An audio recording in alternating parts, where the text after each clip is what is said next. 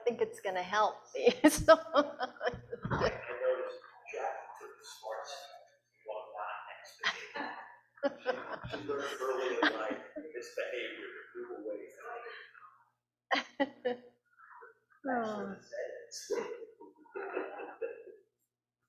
Hi, Carlene, welcome. The breakout rooms are getting called back. We'll be kicking it off in just a moment here, about 45 seconds. Oh my God, there's Diane. Diane, welcome. Diane is here. Oh gosh. Yay, Diane. Miyoketsu in the house. All right, we're closing up breakout rooms. Everyone should be back in just a few minutes. Hey, Blair, if you'd be so kind to just...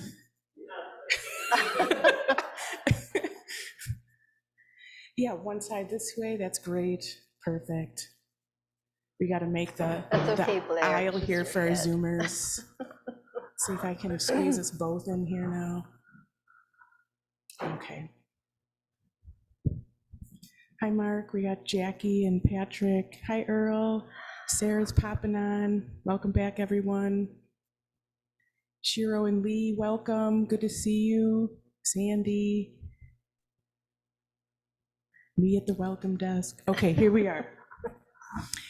I think that might be all of us back. All right. It is an honor to introduce this morning Roshi June. Roshi June is our Zen Priest and fully empowered Zen teacher in our white plum lineage.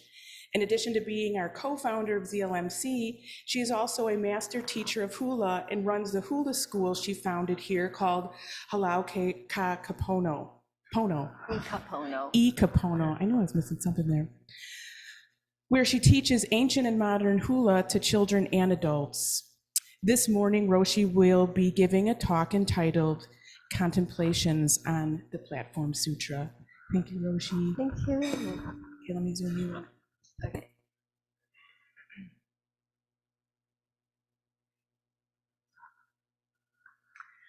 Good morning, everyone. Nice to see all of you here, and Colin as well. I hope you like this talk, Colin. So, the Platform Sutra sounds serious, doesn't it? Well, I'm putting on my Zen hat today, and I don't know, it was about maybe a month, maybe 2 months ago. I was having a bout of every week or so, I would have a hard time sleeping, like one day out of the week. You know, I just would have a hard time sleeping. So I just opened up a Kindle, my Kindle, which I found finally. I opened up my Kindle and started reading in bed, and lo and behold, it was the Platform Sutra. And it was some of the stories in the sutra where a monk asks the 6 Chinese patriarch. Also, we call them now, instead of patriarchs, we call them ancestors. Use the 6 Chinese Zen ancestor. But I might say patriarch, you know, in this talk. It's interchangeable. And I found it comforting. I'd read it and, you know, hear about teachings on the Dharma. And somehow I fell asleep. I would fall asleep after about an hour. Yeah, right. I would fall asleep, and then I thought, oh, I really am enjoying this, not knowing that it was also relaxing me to read about teachings on becoming awakened to your true nature, instead of the nature you think is you, right? Which is that ego self that is causing me all kinds of nervousness right now, right? It's that ego that says, oh God, I hope they like my talk. I hope I'm clear enough that I can, you know, break through somehow. And so that's the ego that gets us into all kinds of trouble.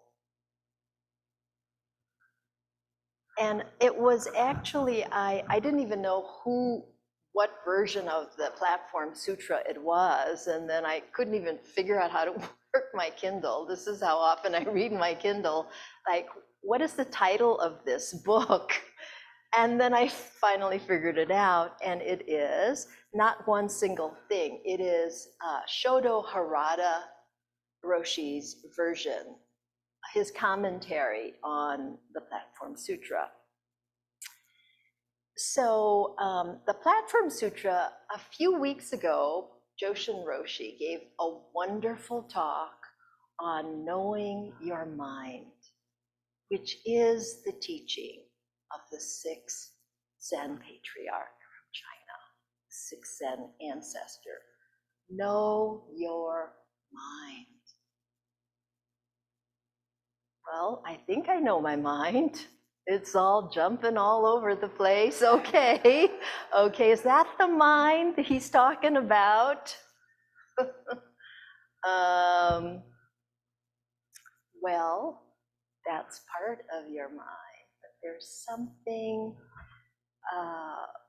before knowing. That's the mind, the Buddha nature mind, before knowledge. That's wisdom. Buddha nature. Knowing your Buddha nature.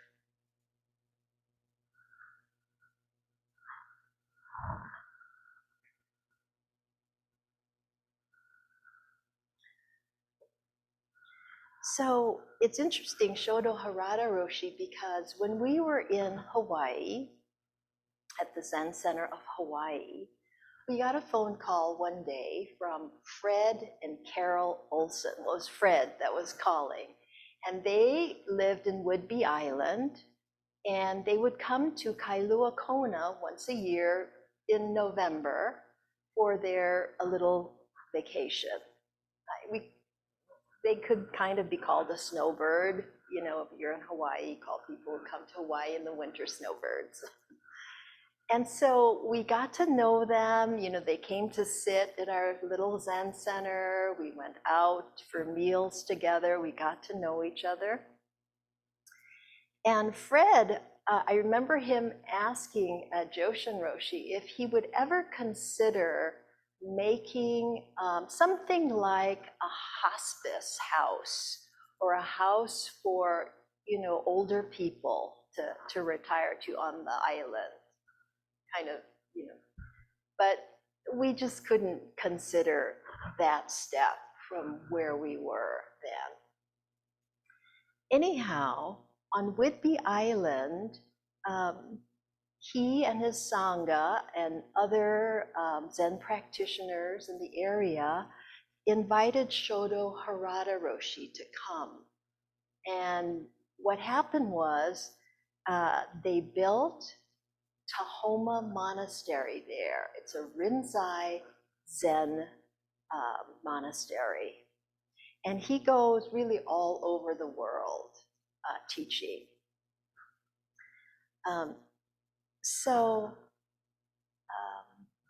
And one of the projects, in addition to the monastery, was building Enso House, which is a home. From their website, it says, a home for people of all faiths who desire comfort care at the end of life. It's unique in its ability to provide emotional and spiritual support to individuals in the final phase of life. And so Fred, I know, was there at the end of his life. His wife is still alive. I haven't contacted her recently, and she must be also up there in age as well. So she might be there too. So it's a wonderful dream that actually happened, and I'm happy to have known or know Fred and Carol Olson. So that was what I was reading. I was reading Shodo Harada's commentary on the Platform Sutra. So, and then another excellent book on the Platform Sutra is Red Pine's version, the Platform Sutra, the Zen teaching of Huineng.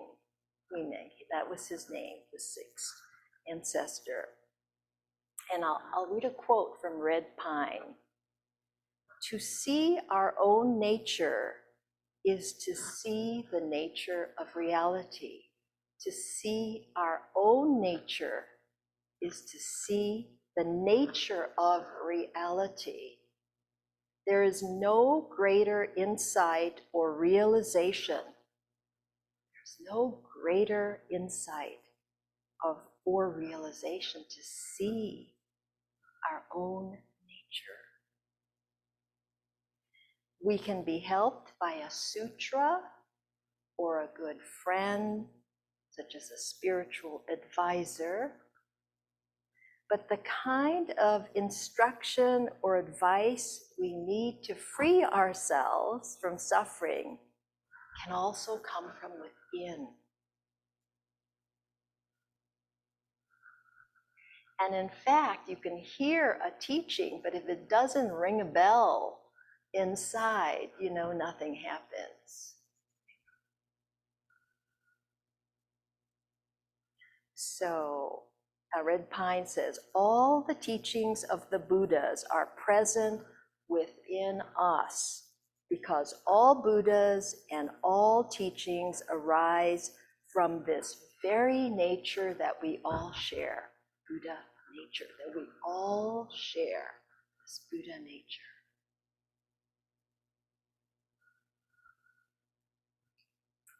So how do we see into this nature? That is the question. How to? We all like that, don't we? How do I do this? See into my own nature. And in fact, the sixth patriarch, wonderful story about, which I want to talk a little bit about him. And a lot is from this translation, actually. So he lived in the Tang Dynasty, which was about 600, 700 AD or ACE. That was a long time ago. And his father died when he was very young. And so he and his mother moved to Canton, what is now Canton, where they experienced a lot of hardship and poverty. And he himself was illiterate. He never learned how to read or write. And what he did was he sold firewood in the marketplace. That was his job.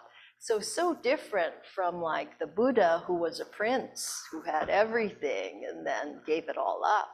Or even Bodhidharma was also a prince, the first Chinese ancestor from India. Well, this young man was poor. He came from, and it's interesting, Red Pine says that, it's hard to tell what kind of job his father had, but at the end of dynasties, you can be banished to a place far away if you were supporting the old dynasty. But anyhow, it causes hardship and poverty. And their family went south. They were northern Chinese, and in the south it was warmer and more diseases, I guess, there. So you could easily perish.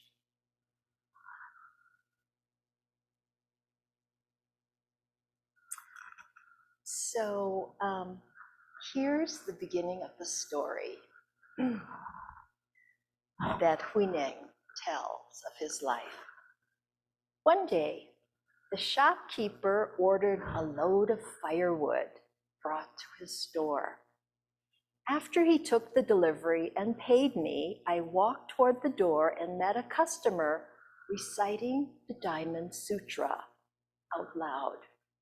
He said, abiding nowhere, awakened mind arises. Abiding nowhere, awakened mind arises. And as soon as I heard the words, my mind felt clear and awake, and I asked the man, where did you get this scripture you're reciting? He said, on Huangmei County's East Fengmao Mountain in Chichu Prefecture, when I was paying my respects to the fifth ancestor.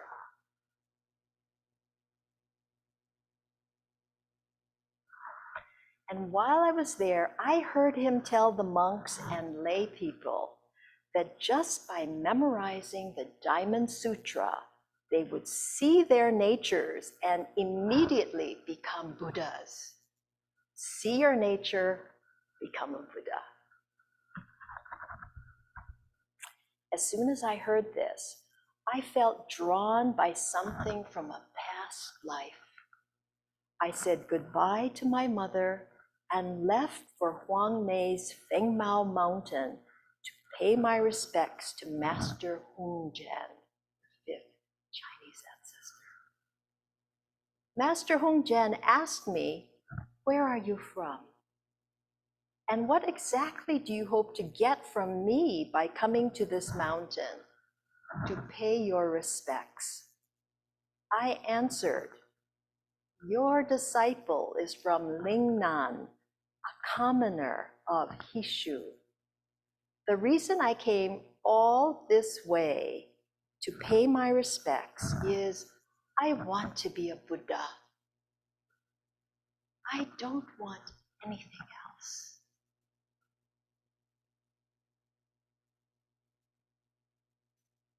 Wow, who says that these days? I want to be a Buddha. I don't want anything else. The master scoffed. But you're from Lingnan and a jungle rat, or even a dog hunter. That's what they called people who hunted with dogs, a dog hunter. You're a jungle rat as well. How can you possibly be a Buddha? I replied, people come from the north or south, not their Buddha nature. The lives of this jungle rat and the masters aren't the same, but how can our Buddha nature differ?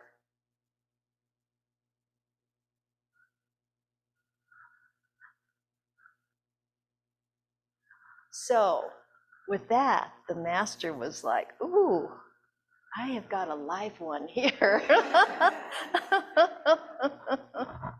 But he didn't let on. So let's talk a little bit about Buddha nature.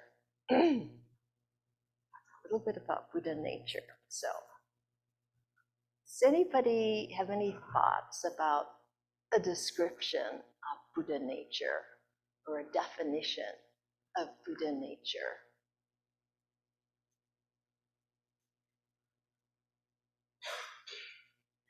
I know I don't usually define things like that, just, oh, it's my Buddha nature. But it's kind of nice to think about it and, okay, what is Buddha nature anyway? We all have it. It's all part of us, so what is it? A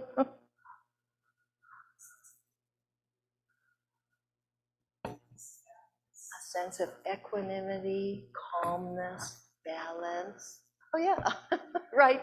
Oh good, that's what Diane said. Dan Wilson here, a sense of equanimity. Okay, all right. Can I try? What was that? I wanna try and answer. Okay, Shiro.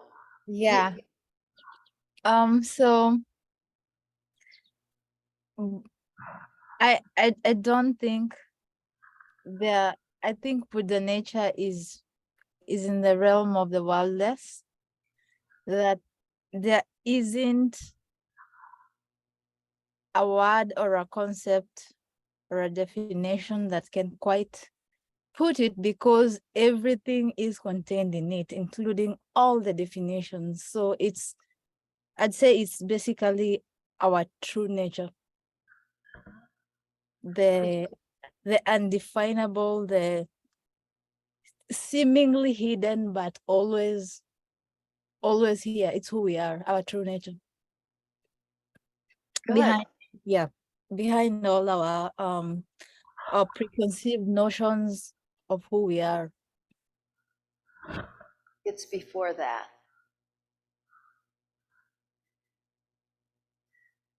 Did you say in the realm of the formlessness? Yeah, or the wordless, like that which you The can, oneness. or wordless, like there's no word you can use to describe it. It's wordless. Or Wordless. yeah, Wordless. Yes, thank you. or indefinable. Indefinable. Beautiful. Thank you. What was that? Trick question. June, I'm sorry. Roshi, I'm sorry. I cheated here. Okay. Buddha nature, I'm reading from definitions here. A state of intelligence that questions our life and the meaning of life. It's the foundation of a search. Foundation research. Interesting. Whose definition was that? Google. Oh, Google search. That was first Okay, Google okay. search pop-up. Here, Ken. To me, it feels like it's our connection to the universe, our what Jung would call the collective unconscious, but it's our deep down our connection to each other and to all things that is in fact indefinable, that cannot be spoken, but is there. Yeah. Great. Beautiful.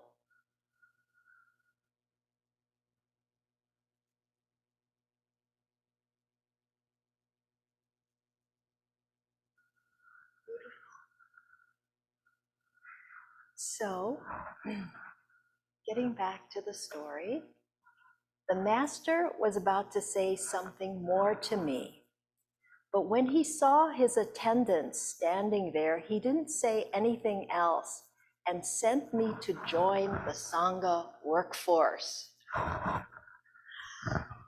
That's right.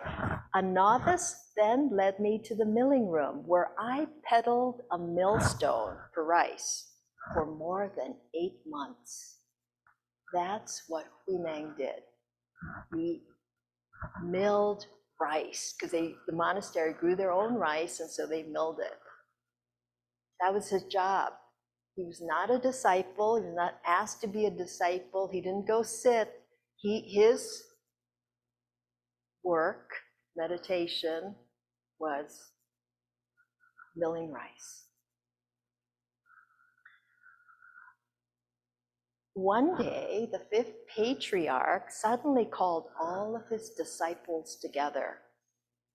After they had assembled, he said, "I've told you that the greatest concern for a human being is life and death. But you disciples spend your days making offerings, just looking for ways to reap merit and not for a way out of the bitter sea of samsara."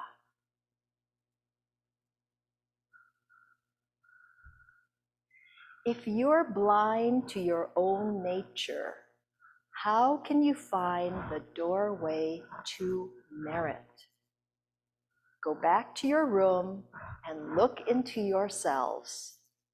Those of you who are wise, make use of the prajna wisdom of your own nature. Each of you write me a gatha.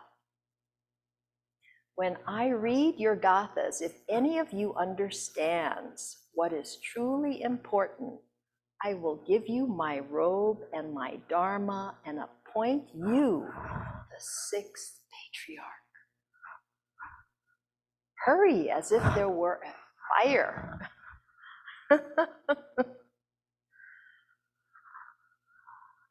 So they all headed for their rooms and said to one another, this is what they said after that: there's no need for us to clear our minds and trouble ourselves about writing a gatha to show the abbot.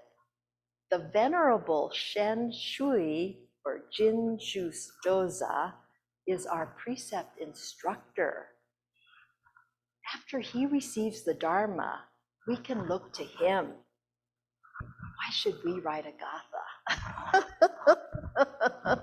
Yeah, let's let, so-and-so do it. I'm not ready. Yeah, we'll learn from this guy, And now, so the preceptor, he's kind of getting nervous here. He says, this is what he says: no one's going to submit a mind poem because I'm their precept instructor. But if I don't submit one, how can the patriarch tell if the understanding of my mind is deep or not? It would be right for me to show the patriarch a poem that reveals my understanding, as long as what I wanted was the Dharma. But it would be wrong as long as what I wanted was the patriarchship. Not bad. I would be no better than a fool who thinks he can usurp the position of a sage. But if I don't submit a mind poem, I'll never receive the Dharma. What a predicament. What a predicament. So finally at midnight, he was, I'm sure he was being tortured, right? The ego was right there, right? Without letting anybody know, he wrote his poem on the wall. And he thought, if it's bad, I won't say that I wrote it. And if it's good, I'll say I wrote it. Basically, that's what he said. This was his poem. Our body is the Bodhi tree, and our mind a mirror bright. Always try to keep it clean. Don't let it gather dust. Which is good. It's talking about continuous practice, isn't it? Yes, Ken. But what? Okay, we kind of have to work towards realization. Why? Because there's so many things crowding in our minds that we can't see our true nature, which is there all the time, right? So we got to work hard.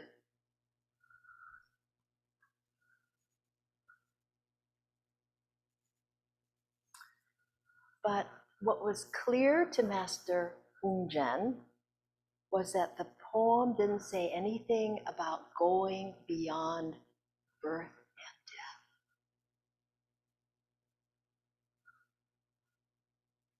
He says which Harada Roshi is saying, it's a poem about morality and doctrine, but it says nothing of deeply awakening. So we can get stuck, right, on doctrine, and this is the way we have to do it all the time, and and not awaken. We kind of get stuck in that way.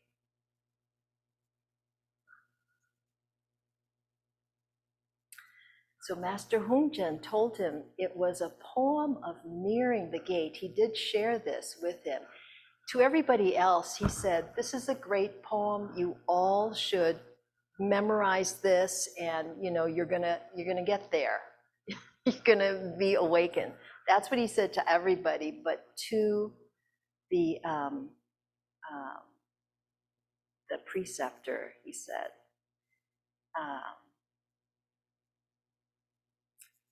that it expressed a rational understanding, but not the actual experience of waking up. So daily gradual effort is, he says, 99.9% of the practice. And I was listening to Mark's talk last week, which was very inspirational. His vows, he's got so many wonderful vows that he is living. And one of the vows is practicing every day meditation.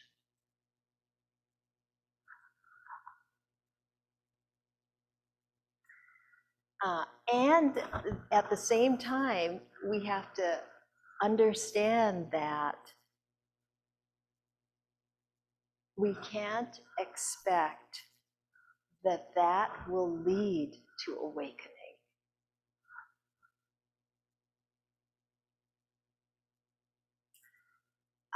Because that will definitely turn the practice into a chore. You know, we don't want it to be a chore.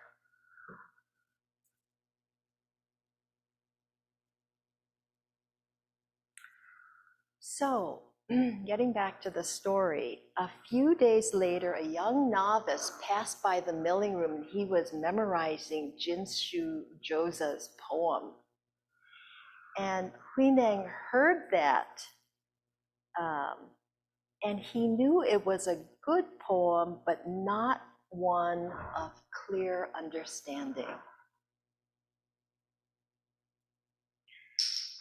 So he asked the young man about the poem, and the novice said to him, "Hey, bulldog from the south, you could possibly understand this. The fifth patriarch said he is going to pass the person on to whoever writes the best poem about awakening. And this is the poem by Jinshu Gosa." The master saw it and praised it and said that anyone who trains in this way will undoubtedly realize awakening. So, Huineng said, I have a poem, and but he didn't know how to write, so he needed somebody to write it for him. So, you know, he asked the official who was there if he would write it, and the official was very surprised and said, "How extraordinary, you've composed a stanza?" And Ino responded, "Don't despise a beginner. The training here is to realize true nature. But do you think one only has true nature because one trains?" Wow, which he just said, we know you have to train every day. 99% of it is training, you know? And Ino is saying here, whoa, do you think one only has true nature because one trains? From the beginning, he says, we all have a clear nature. We don't gain it because we train, but it may take some time to awaken to it. If you can understand that, you wouldn't mock a beginners. Beginners can also awaken. In fact, people may actually have a harder time with lots of intellectualization. Right. By doubting me, you diminish yourself. So the officer says, dictate your stanza.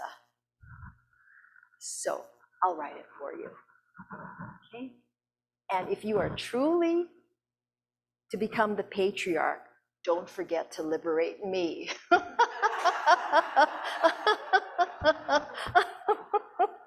Okay? So this is the poem that Huineng gave. Bodhi doesn't have any trees. This mirror doesn't have a stand. Our Buddha nature is forever pure. Where do you get this dust? That was his poem. And then Huineng says, then I composed another one. Another one. Here's this second one. The mind is the Bodhi tree. The body is the mirror's stand. The mirror itself is so clean, dust has no place to land. Dust has no place to land. The mind is the body tree. The body is the mirror's stand. The mirror itself is so clean, dust has no place to land.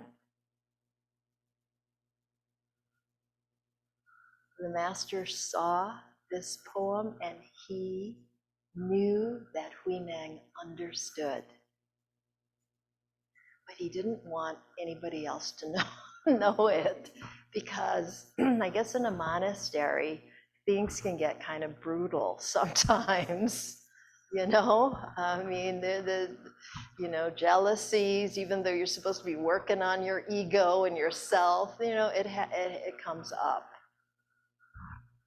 I mean, here, all of you practitioners, has jealousy never come up for you?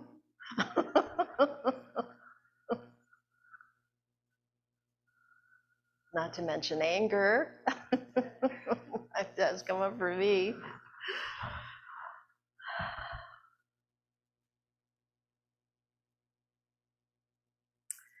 So, at the beginning of the third watch, Huineng was called to the master's room, and the master explained the Diamond Sutra to me. When he reached, you should give rise to a thought without being attached to anything.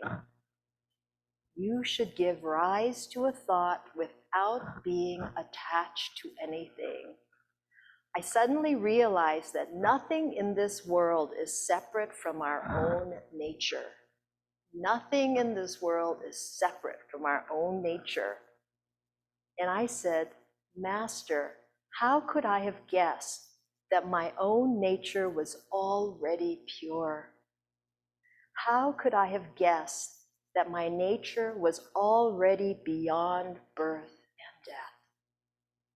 How could I have guessed that my own nature was already complete? And how could I have guessed that my own nature was already unshakable?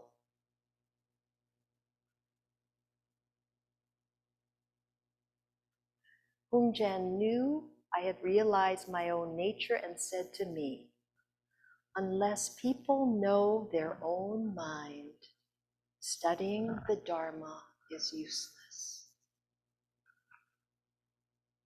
But once someone knows their own mind and sees their own nature, that person is called a master, a teacher of humans and devas, a Buddha.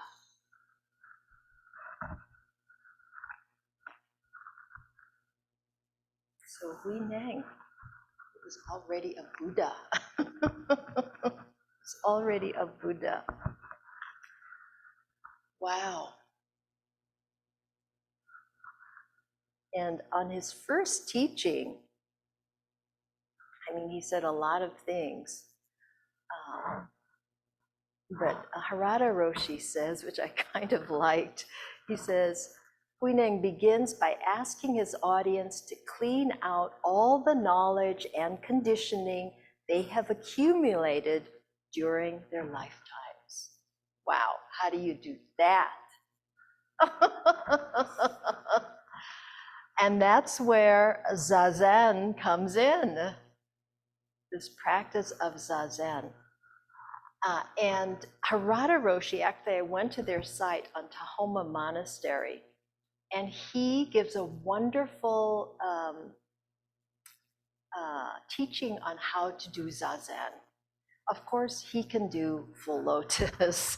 This is when he was younger, right? But it's so great. And he says what's really important is this: one-pointed attention. He calls it susakan, but we call it shamatha here, where if you've got a busy mind, if you're able to focus on your breath, and he does it, I mean, it's very, very similar to the way we teach it here.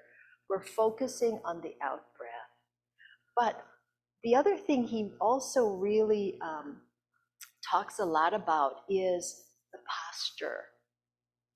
And of course, he's sitting full lotus on a cushion, but this could work on a chair. And it's really interesting because it's your head, because you're trying to get your spine somewhat straight. Of course, you have natural curves in your spine.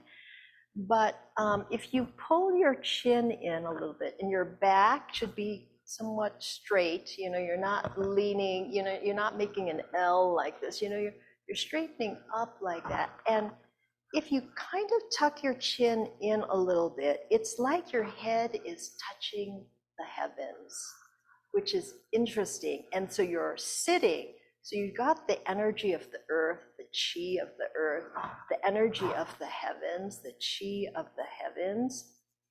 And then you're trying to relax your chest, because a lot of us, right, whatever, it's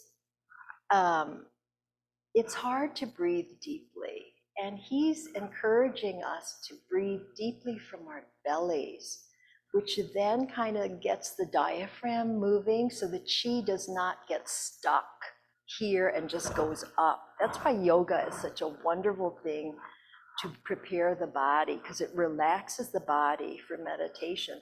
So that if you can breathe, belly breathing, right, then the chi can move all the way up and down. And if you can really do that one-pointed attention, that's really a key in getting the mind to settle down, and that you're not just focusing on the mind or the thought, right, but the whole breathing of the body.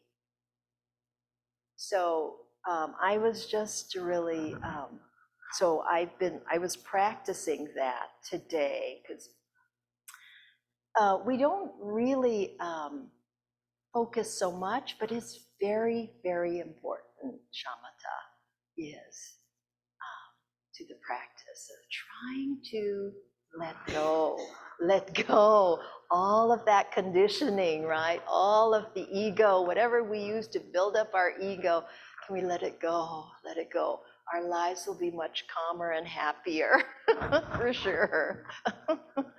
We are going to then slowly or fast get out of the sea of samsara. Any questions or thoughts? Oh, one over here. Diane. It was interesting to hear about this enlightened student because it's like he sort of claimed his space, but it wasn't ego. And you can just kind of hear the difference in the story. It's like he, came back and said practices and enlightenment, like he was telling somebody who is his, superior, right, in the structure of things. And it was just kind of fascinating to feel his claiming his enlightenment or his birthright. So thanks. Which we all have, right? Just felt so solid, and thanks for sharing that. It's really good.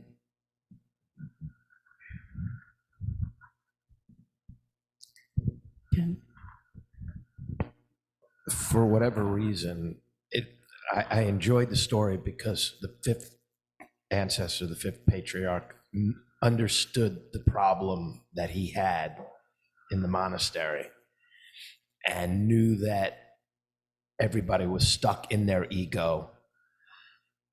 But for whatever reason, it reminded me of Cinderella, okay? The fairy tale where, the father had died and you go off and you get put to work, and it's there then that you are discovered of being more than everybody thought you were. And you know, if I remember the rest of the story, I think the fifth patriarch sent him off with his robe and Right, said, and said, get out of here. Get out of here, you're in danger, right? Right, And right. so the sixth patriarch was not exalted, but was sent Right, on the right. run. So it's a really interesting, the whole Right. context of it was fascinating.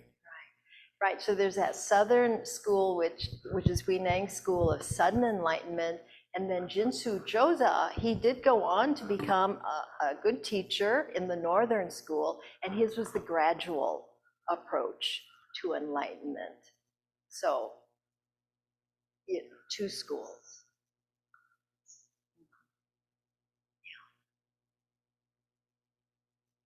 If anyone online has comments or questions, feel free to just unmute yourself and pop in here.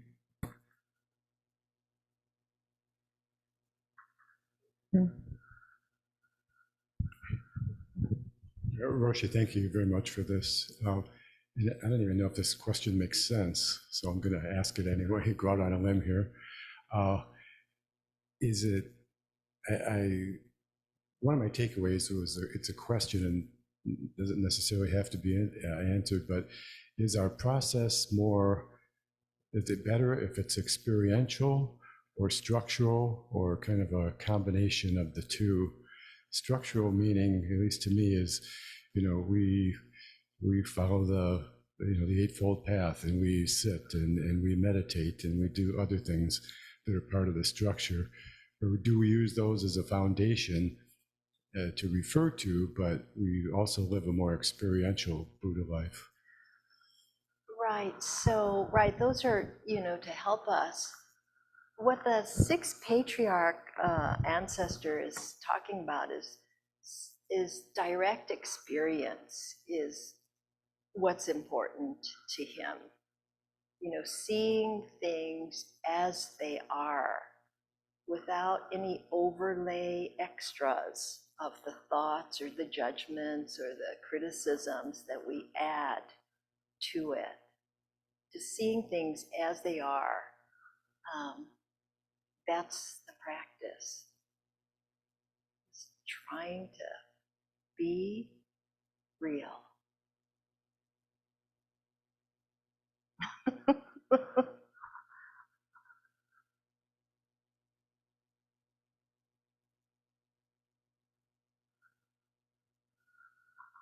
How was that, Colin? Was that all right?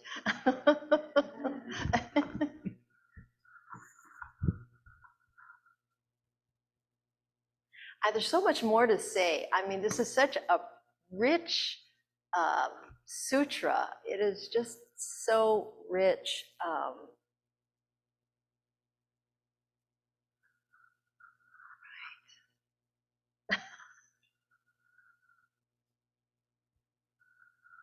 Over here, I think we have about 5 minutes left, so let's off this way with the camera. Let's see if we can.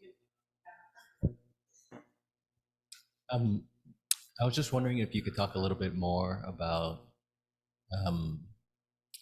breathing and alignment to help develop the single-pointed concentration you're talking about.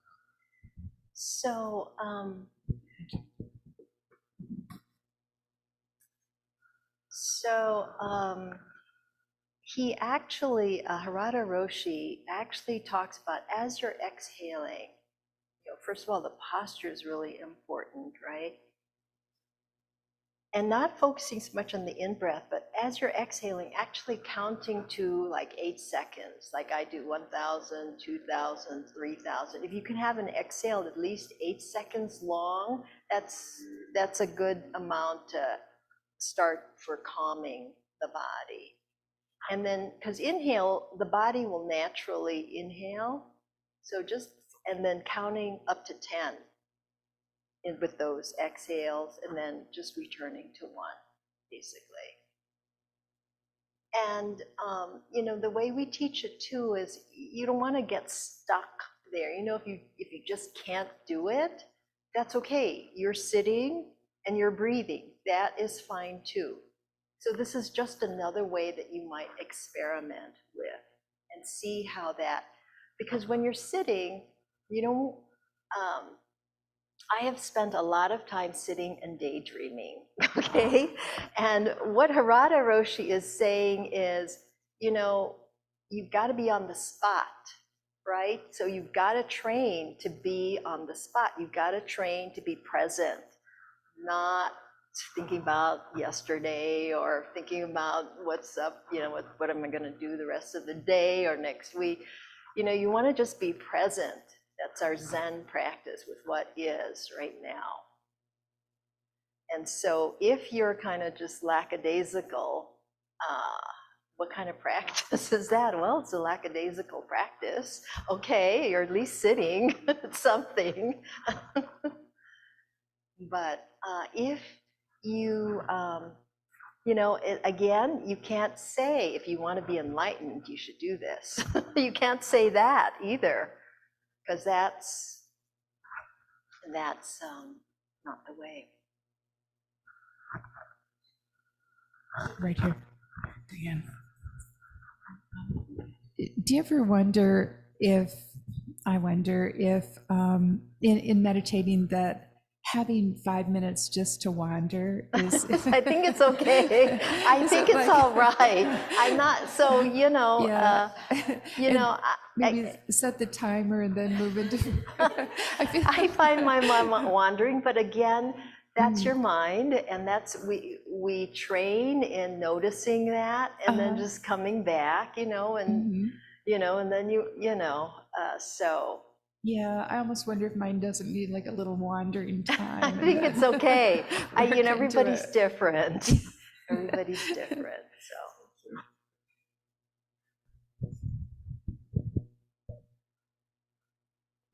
But if you are a lackadaisical sitter, you might try this way of just really trying to be present with your breath.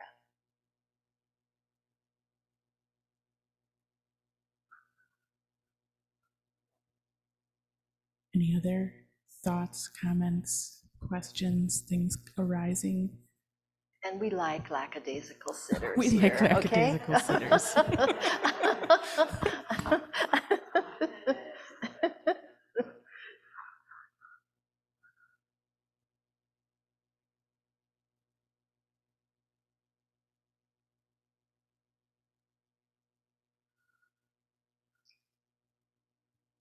All right. I think that's it for this All right, Sunday. thank you very much Thank you for so your much, practice, Roshi. everybody. Thank you, everyone, for being here. Those of you in person, please join us for refreshments for the kinship hour. Melanie was so kind to bring some snacks for us. Please stick around. Thank you, Zoomers. We'll see you all soon. Thank you all for coming. Have a great day.